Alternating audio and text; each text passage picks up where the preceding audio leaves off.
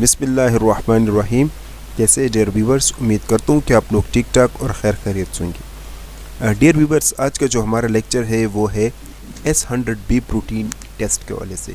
ठीक है, जैसे कि आप दोस्तों को याद होगा कि हमने ट्यूमर मार्कर से रिलेटेड काफ़ी लेक्चर एक्सप्लेन किया है, जिसमें हमने AFP, CEA, HCG, thyroglobulin, SCC, ठीक है, इसके अलावा जो है CFR21 और बहुत कुछ ट्यूमर मार्कर से रिलेटेड मैं एक्सप्लेन कर चुका हूँ। तो अगर आपने ट्यूमर मार्कर से रिलेटेड मेरे तमाम तर वीडियो लेक्चर देखने हैं तो आप मेरे यूट्यूब चैनल पर जाए, वहाँ पर आपको एक प्लेलिस्ट मिलेगा ट्यूमर मार्कर, तो उस पर आप क्लिक करेंगे तो आपको तमाम तर लेक्चर्स मिल जाएंगे। ठीक है, तो आज का जो हमारा लेक्चर है वो है S100B प्रोटीन के हवाले से। तो मेरा नाम है मोहम्मद कामिल खान और आप देख रहे हैं मेरा यूट्यूब चैनल कमी माइक्रोबायोलॉजिस्ट। चलिए जी, वीडियो को स्टार्ट करते हैं।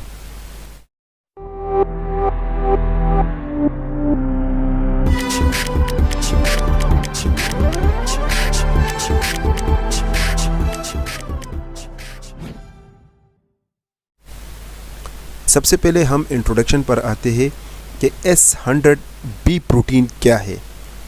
तो ये आपके पास ऐसे प्रोटीन्स होते हैं जो कि ब्रेन में पाए जाते हैं।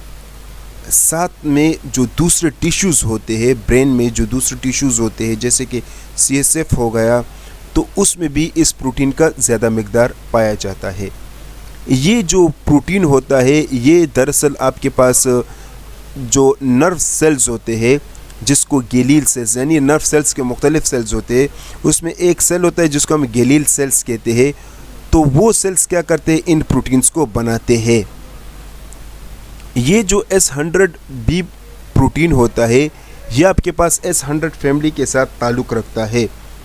ठीक है, ये S100 प्रोटीन दरअसल करता क्या है, ये S100 प्रोटीन आपके पास कैल्शियम के साथ बाइंड होता है। जब ये कैल्शियम के साथ बाइंड होता है तो फिर क्या होता है, ये स्पेशली जो है सेल को सिग्नल देता है और साथ में सेल की रेगुलेशंस होती है।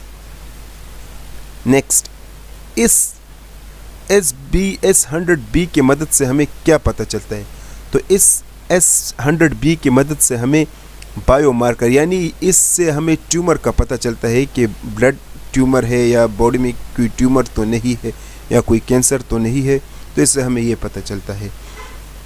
इसका नॉर्मल रेंज खून में कितना आना चाहिए, तो 0.1 से 0.2 नैनोग्राम पर ml आना चाहिए। अब हम पढ़ते हैं डायग्नोस्टिक पर्पस के ये टेस्ट किस मकसद के लिए किया जाता है।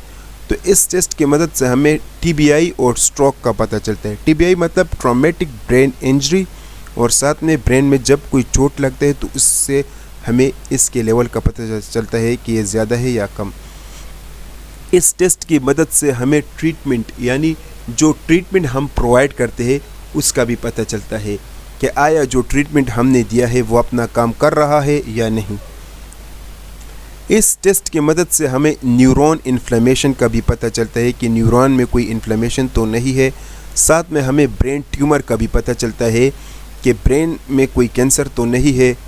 साथ में इस टेस्ट की मदद से हमें न्यूरो डिजेनरेटिव डिजीज़, ये ख़ास किस्म के डिजीज़ होते हैं ब्रेन से रिलेटेड या जो आपके स्पाइनल कॉर्ड होता है उससे रिलेटेड, जिसमें अल्जीमर्स आता है, पार्किंसन आता है और डेमेंशिया होता है। इन डिजीज़ में भी इसका लेवल ज़्यादा आता है, तो इस टेस्ट की मदद से इन डिजीज़ का भी पता चलता है। साथ में इस टेस्ट की मदद से हमें S100B प्रोटीन के लेवल का पता चलता है कि वो खून में ज़्यादा है या कम। ठीक है, अब हम जिक्र करते हैं प्रोसीजर। अब इस टेस्ट का प्रोसीजर कुछ यूँ है कि सबसे पहले आपने क्या करना है, पेशेंट का ब्लड लेना है जेल ट्यूब में, फिर आपने उसको सेंट्रीफ्यूज करके सीरम को हासिल करना है, फिर आपने इस सीरम को किसी भी एडवांस मशीन पर रन करना है, जिसमें मेंड्रा आता है, मैग्लोमी आता है, सेलेक्ट्रा आता है, आर्टिटेक के मशीन्स आते हैं। इसके अलावा सेमी ऑटोमेटेड मशीन जो कि FIA बेस पर काम करते हैं, जिसमें हमारे पास लोफिया आता है, डाइग्रेड आता है, फाइन केयर आता है, और इस टेस्ट को साथ में एलिजा टेक्निक पर भी परफॉर्म किया जाता है। अब हम पढ़ते हैं वो मेन वजूहात जिसकी वजह से S100B प्रोटीन का लेवल खून में ज़्यादा आता है। तो वो है ट्रॉमेटिक ब्रेन इंजरी, अगर ब्रेन इंजर्ड हो जाए। इसके अलावा ब्रेन अगर दिमाग में कोई चोट सा लग जाए या ब्रेन ट्यूमर की वजह से भी, इसके अलावा अल्जीमर, पार्किंसन डिजीज़ जो कि न्यूरो डिजेनरेटिव डिजीज़ होते हैं, hypoxic ischemic injury to brain यानी ब्रेन को जब ऑक्सीजन नहीं पहुंचता, साथ में ब्रेन को जब ब्लड नहीं पहुंचता तो तब भी इसका लेवल ज़्यादा आता है। साइकोट्रिक डिसऑर्डर में भी इसका लेवल ज़्यादा आता है। अल्कोहलिज्म, जो लोग शराब ज़्यादा पीते हैं तो उसमें भी इसका लेवल ज़्यादा आता है। रीनल फेलियर, जिनकी किडनी फेल हो जाते हैं तो इसमें भी इसका लेवल ज़्यादा आता है। साथ में सेवियर सेप्सिस जो कि बैक्टीरियल इन्फेक्शन है तो इसमें भी इसका लेवल ज़्यादा आता है। ठीक है, तो डियर व्यूवर्स, ये था आपके पास S100B प्रोटीन। बहुत बहुत शुक्रिया वीडियो देखने का। वीडियो पसंद है तो इसको लाइक कीजिएगा, शेयर कीजिएगा और चैनल को सब्सक्राइब कीजिएगा।